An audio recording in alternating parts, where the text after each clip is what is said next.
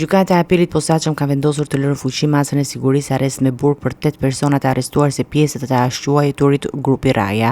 Mes të arrestuarve është dhe Recep Raja, djali i deputetit të Partisë Socialiste Raman Raja. Të arrestuarit e tjerë Islam Sefa, Jani Çavo, Aldo Gjini, Marvin Bushati, Përparim Raja, Gazmir Raja, Recep Raja dhe Zamir Aliej u arrestuan me kërkesë të SPAK në dhjetor të vitit 2025. Hetimet ndaj tyre u ndërtuan kryesisht mbi përgjimet e zbardhura nga aplikacionet e koduara SkyECC. Sipas prokurorisë së posaçme, ekzistojnë provat mjaftueshme që ngrenë dyshime se grupi është përfshirë në trafik ndërkombëtar të lëndëve narkotike nga Shqipëria drejt Malit të Zi, me destinacion final Gjermaninë si dhe drejt Turqisë. Po ashtu, hetimet flasin edhe për trafik nga vend të Amerikës së Jugut drejt Bashkimit Evropian. SPAK thotë se aktiviteti kriminal është zhvilluar gjatë viteve 2020-2021, fillimisht në Mal të Zi u sekuestrua 1 tonë e 722 kg marijuanë, ndërsa pak ditë më vonë në Holand u kap një ngarkesë për 475 kg kokainë e ardhur nga Ekuadori. Episodi i tretë lidhet me sekuestrimin e 236 kg marijuanë në vitin 2021 që po transportoheshin drejt Turqisë. Hetimet u zhvilluan në bashkëpunim me partnerët ndërkombëtar.